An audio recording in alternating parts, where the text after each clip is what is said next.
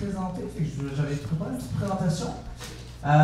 Pour préciser ce que c'est Solutionnera, un petit peu pour lequel je travaille rapidement, parce que Guillaume m'a demandé. C'est un organisme de formation destiné à la fois aux particuliers et aux professionnels.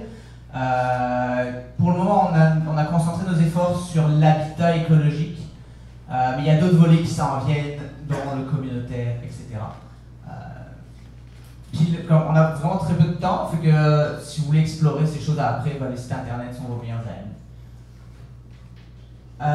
Non, je reviens en arrière. Je m'excuse. Hey, comment je reviens en arrière, Guillaume? Reviens en arrière. Ah non, ça c'est parfait. Ok. Fait que l'habitat conventionnel d'aujourd'hui, on a besoin d'un changement de paradigme. L'habitat conventionnel d'aujourd'hui, c'est une machine à consommer des ressources. On crée un toit pour se protéger des éléments, puis c'est ce qu'on appelle une philosophie corrective. C'est-à-dire on crée un toit, mais lorsqu'on a froid à l'intérieur, on va mettre un système de chauffage, mais le système de chauffage fait la condensation, on va mettre un parapeur, la parapeur crée comme des problèmes d'humidité à l'intérieur, on va mettre un système de ventilation. On fait juste ajouter des choses pour réparer les problèmes qu'on a créés avant. Puis c'est un gouffre à ressources, mais c'est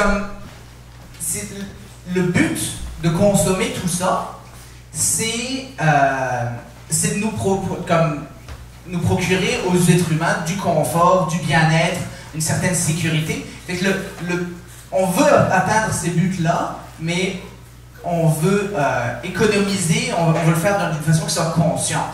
Puis bien sûr, on consomme des ressources et on rejette des déchets d'une façon qui n'est comme absolument pas en harmonie avec la nature.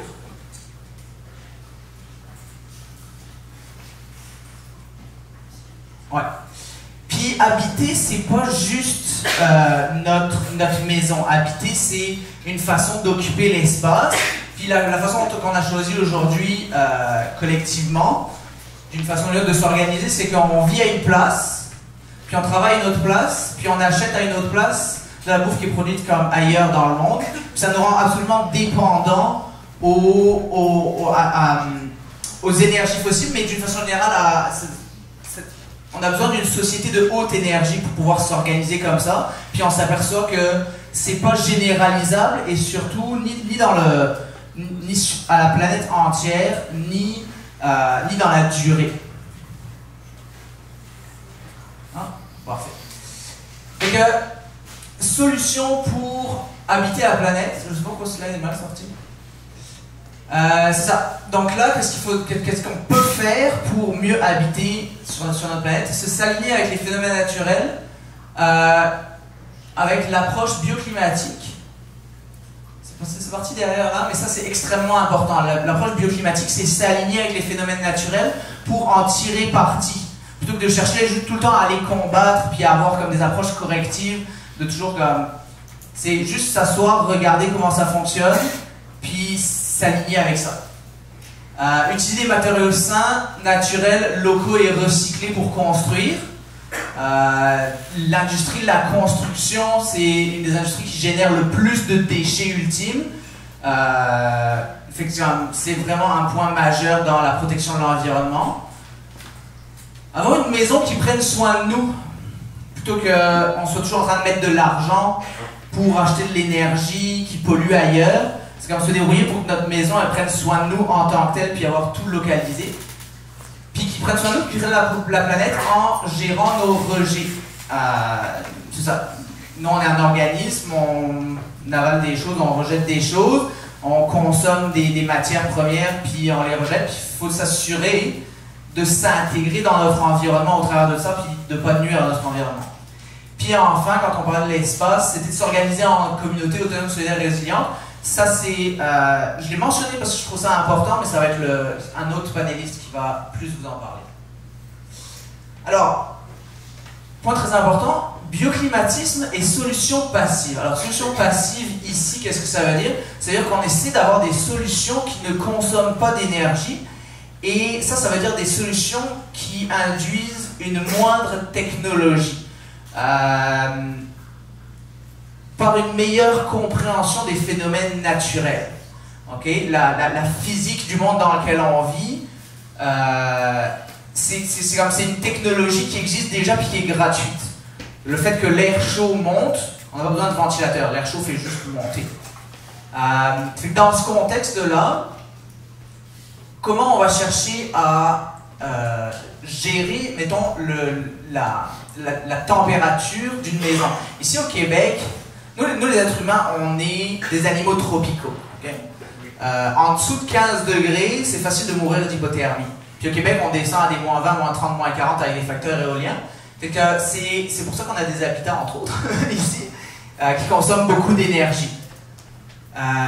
Puis comment est-ce qu'on peut tirer parti des phénomènes naturels pour consommer moins d'énergie tout en répondant à ce besoin?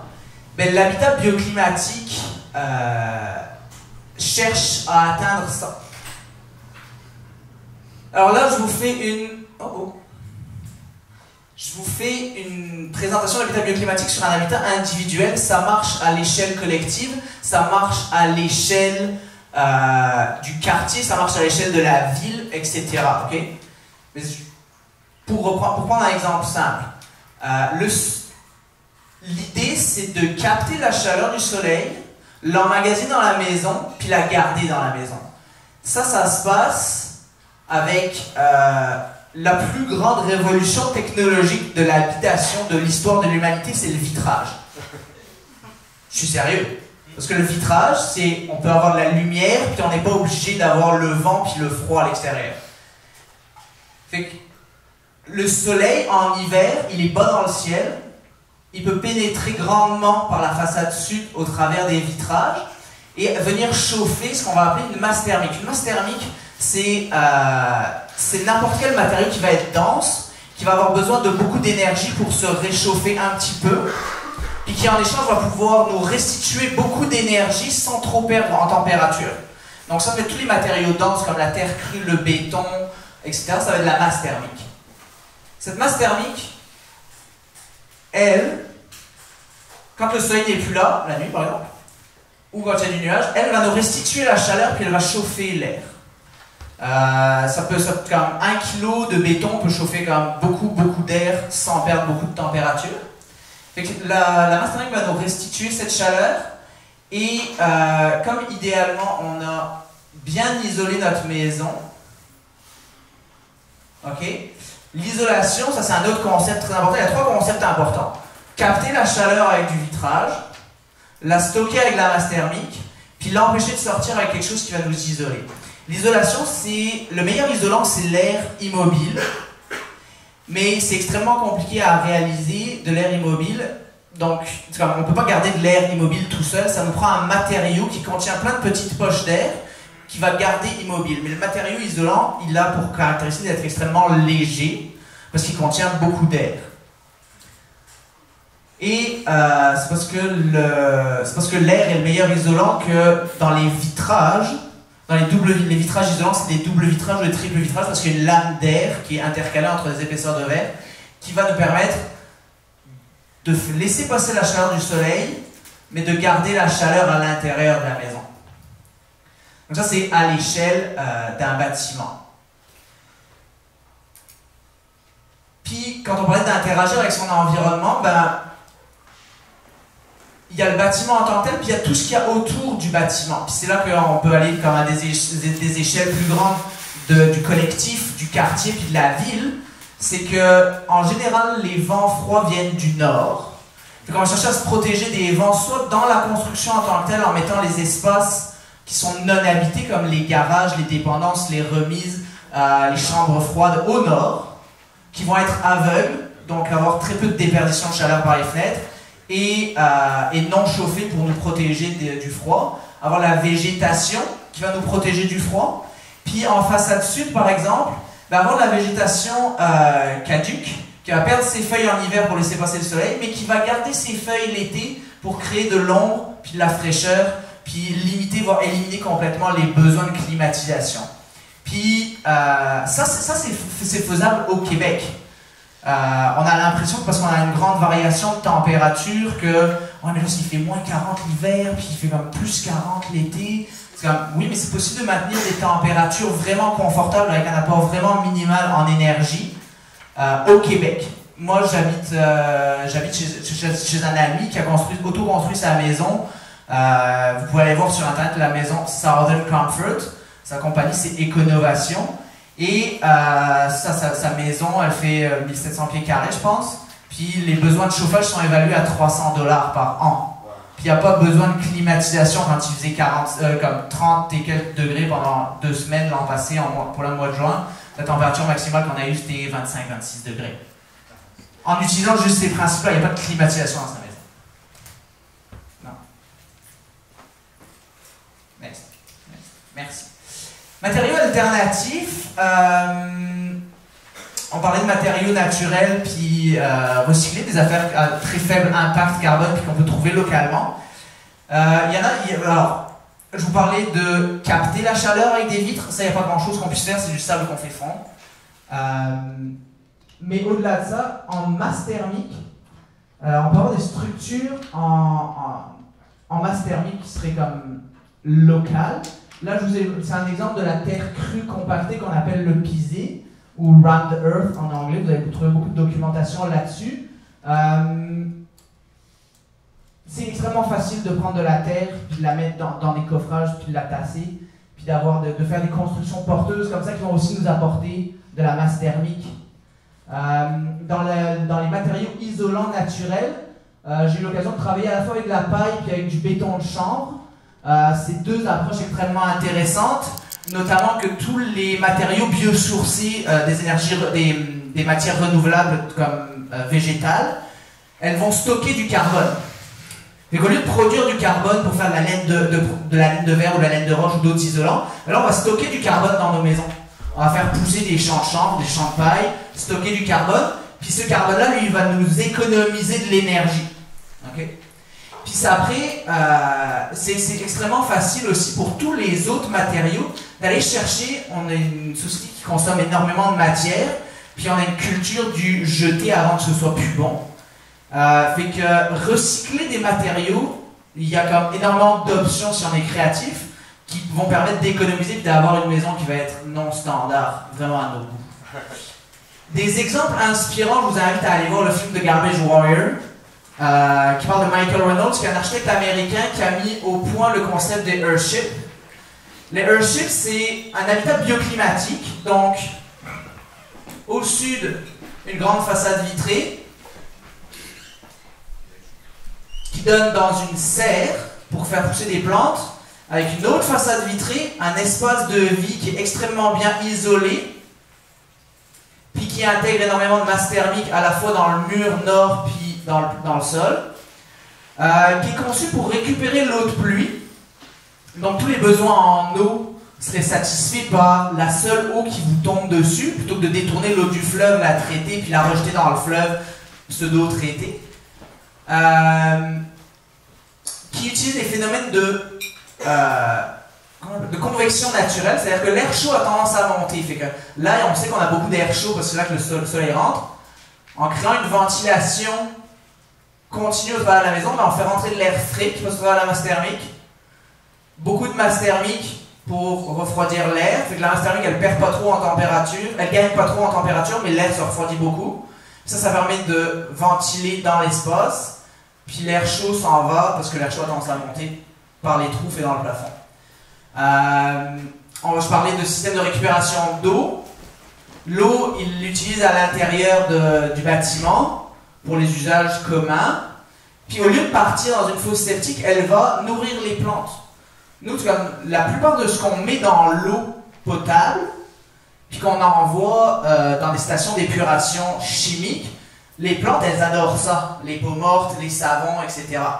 Donc là, on fait pousser les plantes avec ça, puis les plantes, elles filtrent l'eau. Fait qu'elles peuvent retourner à la nature comme ça. Mais idéalement, elles ne retrouvent pas la nature, on va la réutiliser encore une fois pour les toilettes. Puis cette eau noire, par exemple, qui est comme vraiment comme... on ne peut pas la réutiliser dans les plantes comestibles, mais eux, ils l'envoient à l'extérieur pour nourrir des plantes à l'extérieur, parce que Michael Reynolds, il a créé cet habitat-là dans un environnement qui est le désert du Nouveau-Mexique. Si vous allez là-bas, il y a des plantes juste autour des airships. Tout le reste, c'est du désert, avec comme des petits buissons rabougris. Puis autour des airships, il y a une végétation qui est vraiment luxuriante parce qu'ils récupèrent l'eau, ils la réutilisent pour leurs besoins à eux, puis une fois qu'ils ont fini, ben, ils la redonnent à la nature d'une façon qui lui permet de générer de la vie. Okay? Fait qu'au lieu d'avoir des habitations qui tirent des ressources puis qui les waste, qui les gaspillent, ben on va maximiser l'utilisation des ressources et en plus on va les redonner d'une façon qui permette à la vie de se multiplier dans une région qui est hostile. Okay? Puis ça, c'est un concept, ça c'est quelqu'un qui a mis ça en place. Il y a des gens qui ont fait des bâtiments inspirés de Earthship au Québec, puis qui fonctionnent, puis ils sont là. On a Hélène dans la salle qui habite dans un Earthship, elle pourra vous en parler peut-être.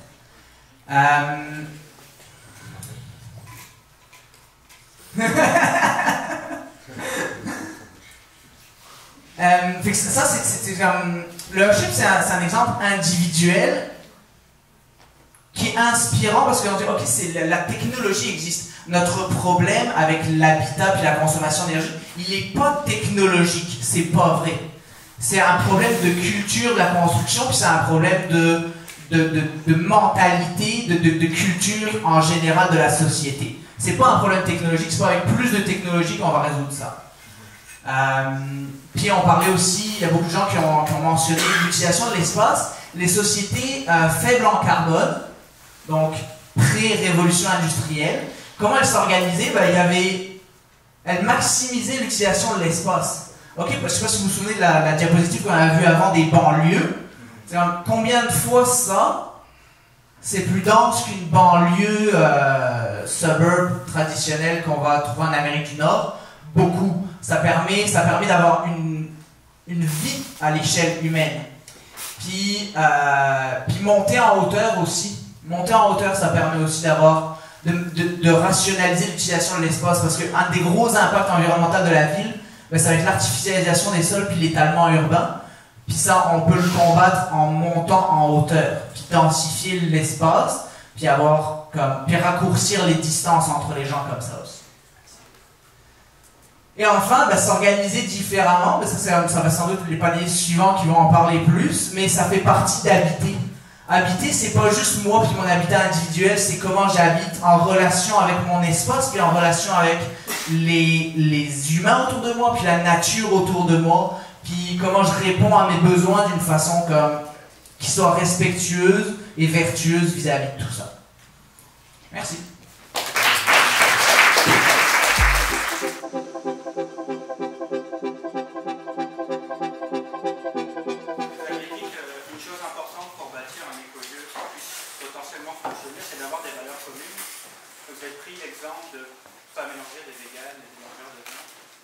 C'était peut-être un exemple assez caricatural.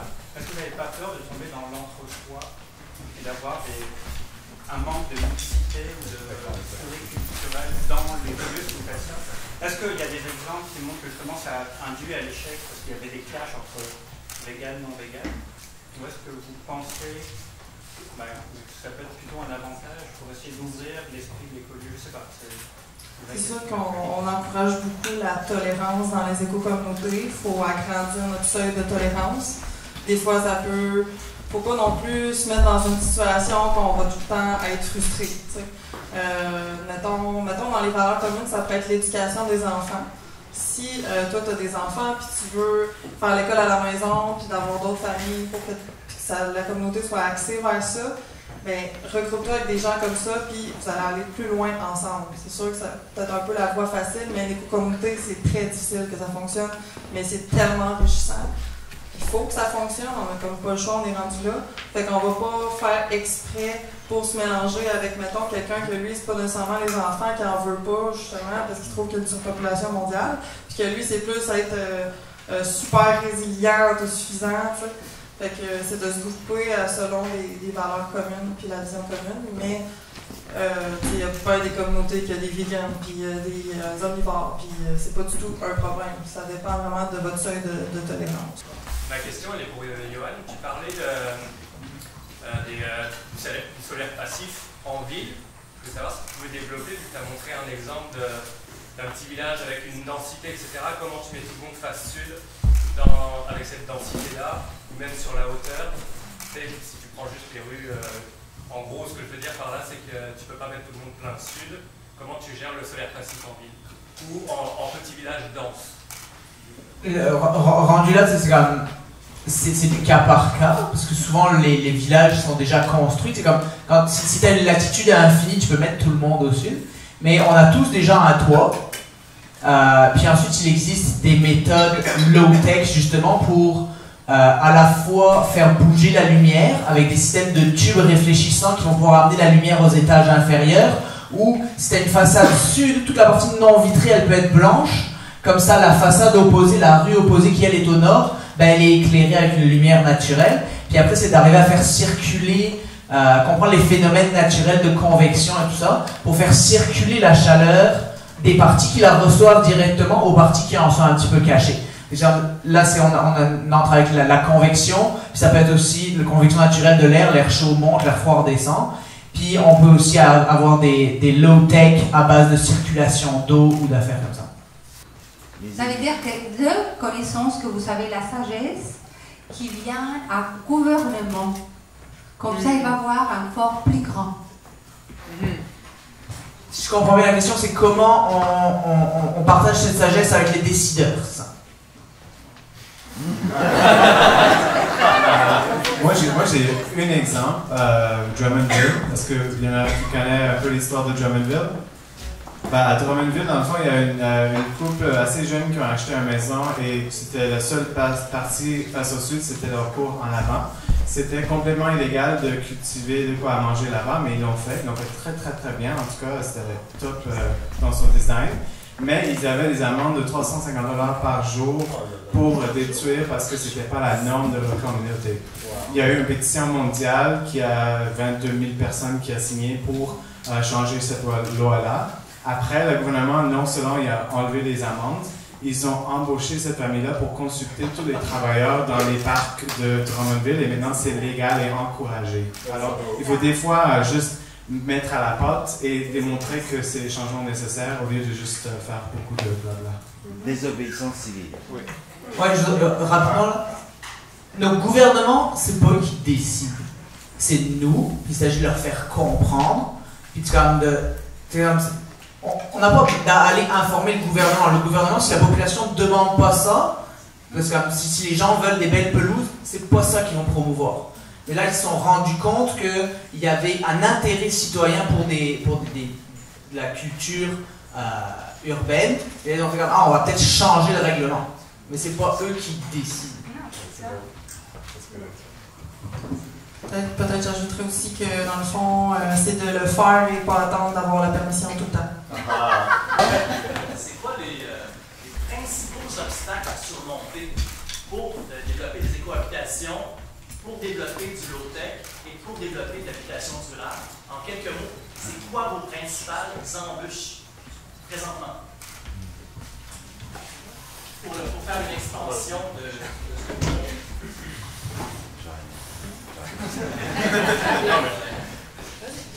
Alors, quels sont les principaux freins en low-tech? Ça peut être les politiques, comme on a dit, honnêtement. Sinon, ça peut être aussi un peu de décorréler qu'est-ce qui va être durable ou pas. Parce que c'est très compliqué dans le monde dans lequel on vit, tout est interconnecté. Et donc, il y a parfois des fausses solutions, comme, j'ai un peu de la pub, mais les énergies vertes, ça peut être un peu une fausse solution. Donc voilà, pour moi, c'est un peu ça le frein. Malheureusement, le citoyen normal, il a accès à tout ce qu'il y a dans la presse. Et la presse, c'est les résultats d'une longue chaîne, on ne sait pas ce qu'il y a au milieu, un peu comme un téléphone arabe. Et donc en fait, en fin de chaîne, on a parfois des informations un peu déformées. Et donc ça prend du temps d'aller remonter l'information. C'est un peu un frein aussi. Pour moi, c'est ça le principal point. Le zonage aussi pour les éco-communautés, qui est des fois qui est compliqué, souvent qui est compliqué, donc il faut être zoné blanc. Parce que sur un terrain agricole, on ne peut pas nécessairement faire ce qu'on veut, donc vraiment le zonage a changé, mais je crois qu'il y a des municipalités tranquillement qui se font valider, puis c'est de leur donner de la bonne information, de leur montrer que les éco-communautés, c'est pas des sectes, c'est vraiment des gens qui ont envie de prendre soin de la planète, de l'humain. Je pense que c'est vraiment de repasser par le côté humain qu'on va réussir aussi, parce que tout le monde a un cœur, tout le monde a des émotions, tout le monde a des enfants. Donc, à un moment donné, c'est d'éveiller la conscience de ces gens-là, puis d'amener des gens qui sont dans la conscience, dans l'éveil de la conscience, dans les comités municipaux, que les gens s'impliquent. Je pense que c'est vraiment que la vague va changer tranquillement comme ça. Ouais, moi si je peux quand même rapidement, moi ce que je vois, le principal obstacle, c'est un changement de niveau de conscience. Okay, là on est dans une société ultra individualisée, on se voit comme séparés les uns des autres, puis de la nature qui nous entoure, puis en compétition avec tout ça. Puis si on retrouve à l'intérieur cette connexion avec les autres humains, puis avec la nature, ben c'est là que va venir la motivation à préserver la nature, puis avoir des contacts sociaux, puis changer les règlements pour se permettre. C'était pas posé directement à moi, mais moi j'allais rajouter le support d'éducation, mais surtout les réseaux communautaires. Tous les autres problèmes, si on n'a pas un réseau social, communautaire qui est local, on peut aussi faire confiance quand on a des dépressions, quand on fait face au suicide et tout ça, avec toutes ces crises climatiques. Si on n'a pas ce réseau-là, peu importe le challenge, on ne va jamais réussir. Alors, la communauté, à la base, c'est tout. J'ai envie quand même de répondre aussi à la question. Donc, en fait, moi, je crois que l'approche principale embûche, c'est l'abondance. Nous sommes actuellement, on a l'impression que nous sommes dans une société d'abondance et donc, on n'a pas besoin de ces solutions-là. Alors que dès que l'on sera dans une société, au contraire de restrictions, hein, à ce moment-là, ça paraîtra évident, toutes ces solutions. Évident. Voilà, c'est juste la quantité de ressources disponibles. Une autre question, alors là, oui, voilà. Bon, c'est un commentaire qui va finir par une question. Je ne veux pas faire un froid, là, mais bon, depuis hier, j'entends pas beaucoup parler de la problématique des personnes à faible revenu. Puis, moi, bon, personnellement, je suis une personne à faible revenu, je vis avec à peu près 800$ par mois, en me forçant, en allant travailler et tout ça. Là. Puis, ces solutions-là, pour moi, sont absolument inaccessibles. J'ai fait des recherches sur Internet, j'ai cherché, il faut tout le temps soit que j'aille suivre une formation, soit que j'investisse. Je n'ai pas les moyens, puis dans les cuisines collectives auxquelles je participe déjà, parce que sinon je ne serais pas capable de manger, il y a des gens qui sont encore pires que moi, là. Il y a des gens qui sont projetés dans la rue, il y a des gens qui ont vraiment rien, qui n'ont pas beaucoup. C'est pas une question de conscience, ils sont très éveillés au niveau de la conscience, mais des fois ils n'ont pas les ressources, ils n'ont pas le réseau, ils n'ont pas les capacités de beaucoup d'interagir, ils ont des grosses blessures. Je trouve que toutes ces initiatives-là qui visent à, on va se pousser dans le bois, puis on va se mettre entre nous autres, les gens éveillés, puis nous autres, on va changer le monde, c'est beau, mais il y a un petit côté élitiste là-dedans. Parce que les gens qui sont pauvres, là, puis qui vont crever en ville, on fait quoi avec eux? Vous dealez comment avec ça? C'est ma question, vous dealez comment avec ça? Puis comment... c'est ça. Comment on peut amener ces solutions-là aussi en ville? Parce que, en tout cas, je trouve qu'il y a un côté politique qui manque, qui n'est pas là. On a des solutions en petite gang, on part en petite gang, on fait des initiatives, c'est correct. Mais sur le plan. Oui, on va, parce que pour qu'on ait l'occasion. Donc... Merci.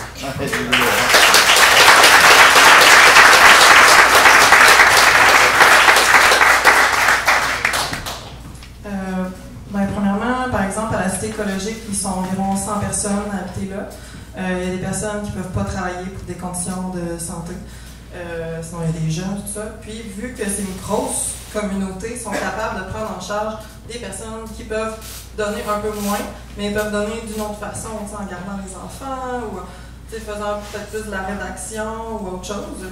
Mais dans le fond, c'est que chacun doit développer le plus de compétences possibles, le plus de sphères qui peut contribuer à la communauté, puis c'est ça qui rend riche les communautés.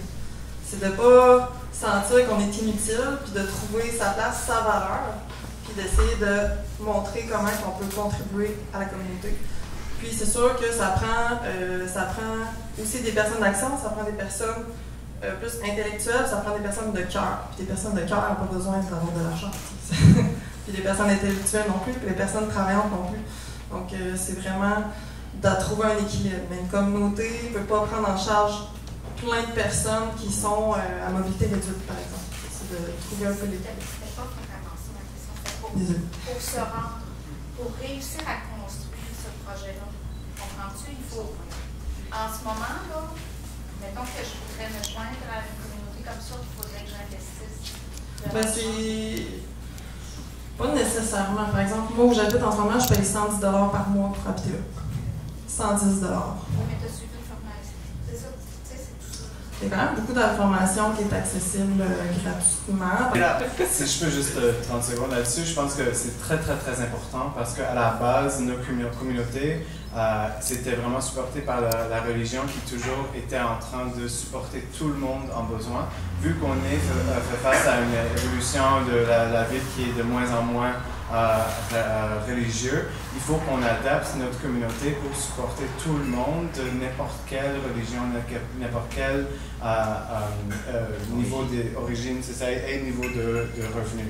Alors, je pense pour nous, à P3, le but, c'est ça, la raison qu'on offre des trocs, des échanges et des subventions complets pour n'importe qui sont intéressés à nos formations et nos consultations. On offre des services gratuits pour ces raisons-là, non seulement pour supporter, mais parce qu'on a énormément à apprendre des gens qui font face à des basses revenus et des stress sociétaux qui ne sont pas communs pour tout le monde. Alors, c'est pour les éducateurs qui sont lancés dedans, pour les éco-communautés qui sont lancées dedans, c'est important que nous, on a à tous nos modèles d'affaires, OBNL ou non, c'est qu'on a une entrée qui est une entrée sociale gratuite pour les gens qui ont besoin et qui ont le vouloir.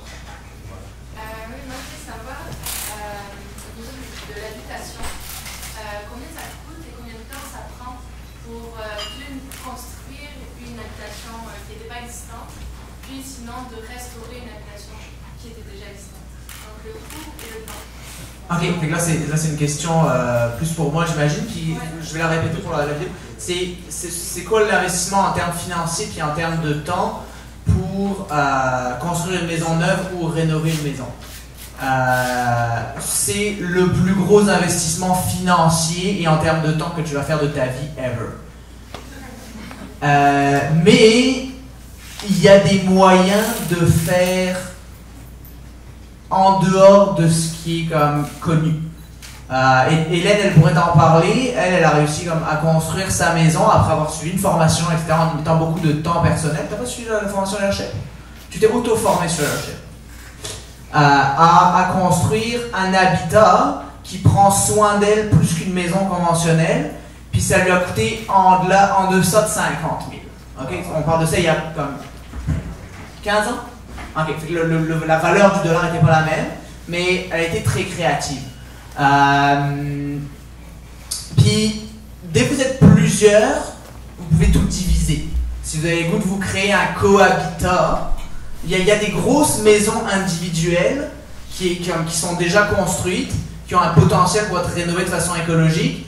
Puis, si vous dites, bah, comme nous, on est 2 familles ou 3 familles, puis là c'est une maison de 8 chambres, puis on a vraiment le goût d'habiter ensemble, mais ça va vous coûter moins cher que 3 maisons individuelles. Okay? Puis ça va être, pour la construction, ça va être pareil. Puis si vous voulez construire, il y a des matériaux qui coûtent vraiment pas cher, la paille, les matériaux que je présente, les matériaux qui sont comme locaux, non transformés, qui passent pas par des circuits où il y a comme plusieurs intermédiaires qui vont chacun prendre une cut, ils vont tout de suite être comme moins chers. Fait que, combien ça coûte? Ça dépend de beaucoup de choses. Il faut penser en dehors du cadre qui est... Je peux peut-être donner les chiffres de ma mini-maison sur vous. Mettons qu'elle est terminée, elle va se terminer mettons, en octobre. Là. Je vais avoir mis environ 30 000 $ dessus. Ça inclut aussi les formations que j'ai suivies, le transport, tout ça. Je vais avoir mis en tout environ 800 heures de temps personnel dessus. Ça inclut les formations aussi, mes déplacements au magasinage et au design. Je vais avoir mis environ 400 heures d'aide extérieure. Là, en ce moment, j'ai engagé 0 entrepreneur jusqu'à maintenant. puis genre on fait ça en dedans de 1 an. Puis j'ai jamais fait de construction de ma vie. Avant, j'ai tout appris sur YouTube. C'est super accessible. Les femmes, on est capables, nous autres aussi, de construire des enfants.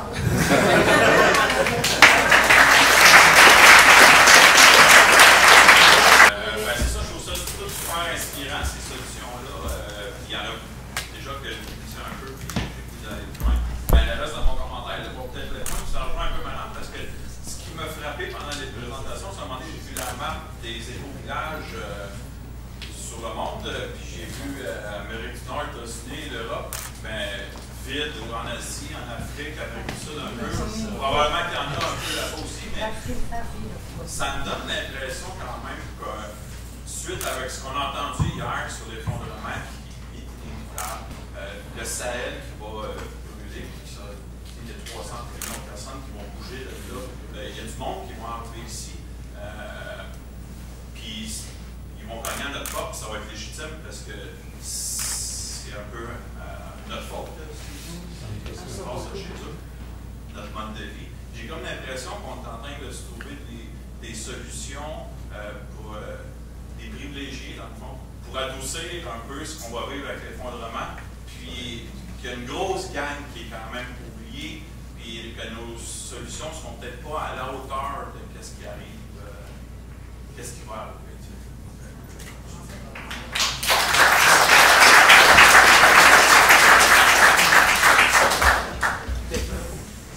Brièvement, comme en Afrique, en Asie, c'est que souvent les communautés sont déjà écologiques. Les communautaires, juste, sont pas reconnus parce que les autres, ils se considèrent que c'est normal. Leur culture, c'est comme ça, ils s'entraident déjà. Puis c'est pas reconnu, tout simplement. Mais il y en a vraiment énormément. C'est des milliers. Là. Puis effectivement, comme la problématique de l'effondrement, c'est typiquement un truc d'occidentaux. C'est quand même. Eux, ils vivent déjà les low-tech, la permaculture, c'est des mots vachement savants qu'on a mis sur le mode de vie qu'on avait avant. Puis effectivement, la problématique de l'effondrement telle qu'on la connaît aujourd'hui, c'est ouais, on veut pas perdre notre confort. Ça, c'est vrai. C'est comme, puis si on n'avait pas une société hautement carbonée, parce qu'on serait pas là en train de parler de ça, mais c'est comme ceux qui se considèrent pauvres aujourd'hui, avec raison, il y a des disparités, des inégalités, c'est un système qui a créé des inégalités. Il sera encore plus pauvre dans une société non carbonée. Puis protéger notre société, c'est aussi protéger d'une certaine façon nos plus pauvres. Si ça s'effondre, les premiers qui vont souffrir, c'est ceux qui n'ont pas de revenus, ceux qui n'ont pas de moyens. Ouais, un petit complément. En fait, si nous sommes nous-mêmes en précarité, on ne peut pas aider les autres. Il faut aussi intégrer qu'il faut sécuriser un peu sa famille, son alimentation, et là on va être capable, au moment où il y a des problèmes, d'aider beaucoup plus facilement les autres. Autrement, on est déjà dans la survie. Nous sommes. Une autre question.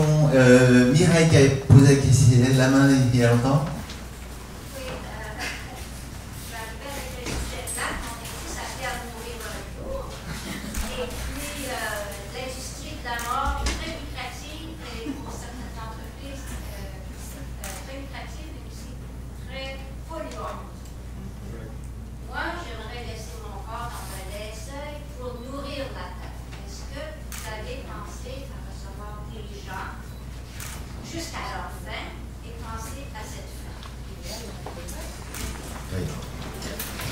J'ai vu qu'il y a déjà ils ont inventé une solution justement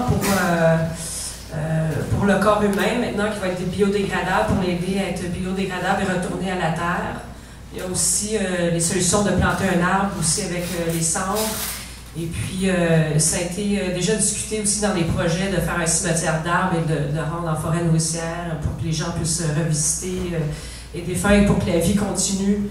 Justement pour honorer la vie, puis que les fruits de la vie continuent à vivre. Donc, je crois qu'il y a des idées dans ce sens-là, oui, pour que le corps humain retourne à la Terre et que ce soit moins polluant, que les coûts soient moins élevés, parce que oui, effectivement, c'est quand même une bonne industrie polluante. Oui, pour juste rajouter, c'est important de mettre la lumière sur des éco-villages qui sont basés dans l'éducation des jeunes et aussi des maisons de retraite en même temps, en unisson, avec une ferme ou éco-village au milieu qui gère le tout. C'est vraiment une idée de intergénérationnelle, toute origine. Alors c'est une solution qui est de plus en plus commune partout dans les pays qui sont en train de faire ça. Et effectivement, avec les solutions après mort, c'est autre chose. Mais pour les derniers moments, il y a des solutions. Le sujet ne s'y prête pas, il y a quelque chose pour rigoler un petit peu. Ils ont, dans certains cimetières, ils ont ouvert des tombes et ils ont vu que les corps étaient à peine décomposés. Ils ont fait des analyses. En fait, on mange tellement de pesticides, d'antibiotiques et tout ça, même les vers ne nous veulent plus. Donc, mangez sainement et vous pourrez vous décomposer sainement. Désolé. On a encore le temps, en fait. Allez tout au fond.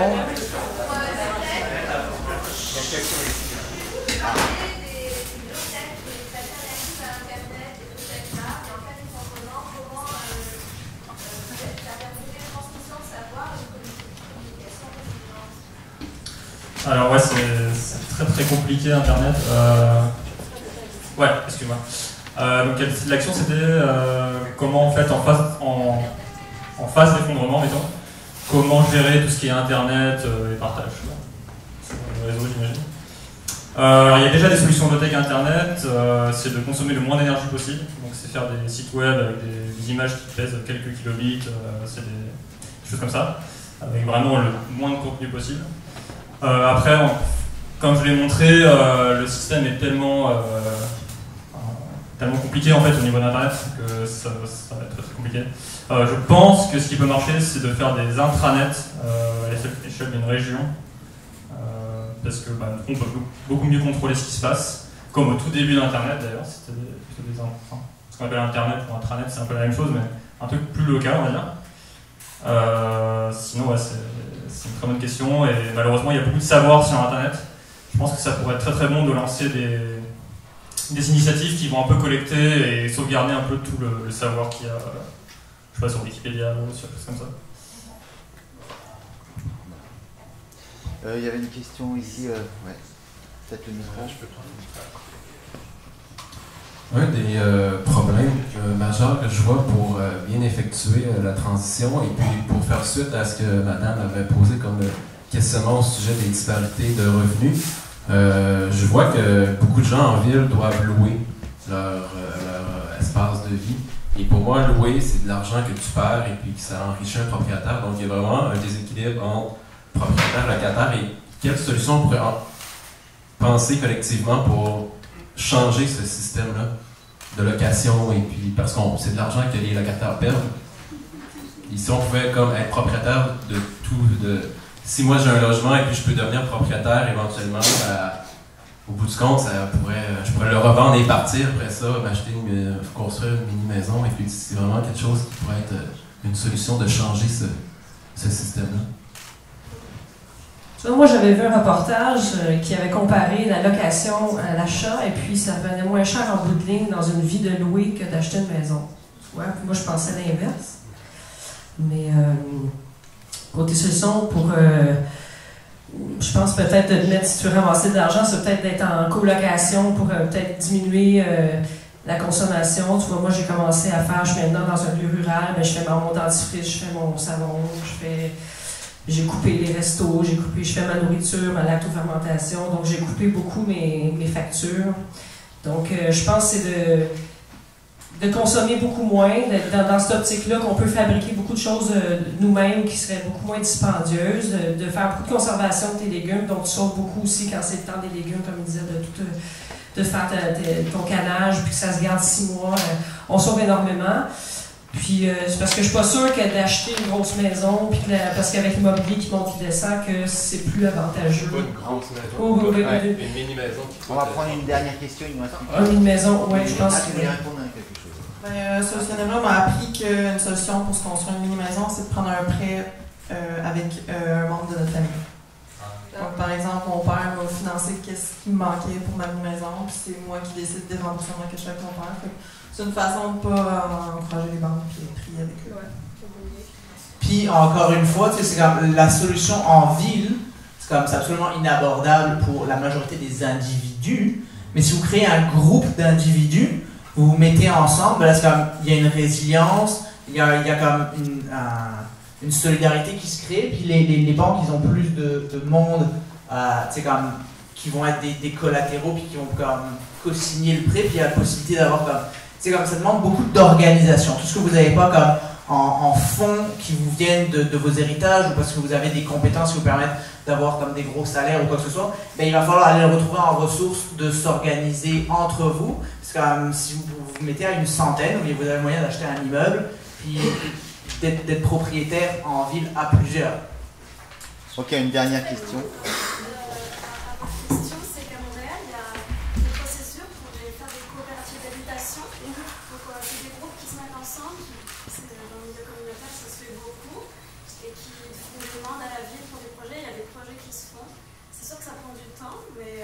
Mais ça se réalise, donc il suffit de trouver des gens pour le faire et faire ces demandes-là.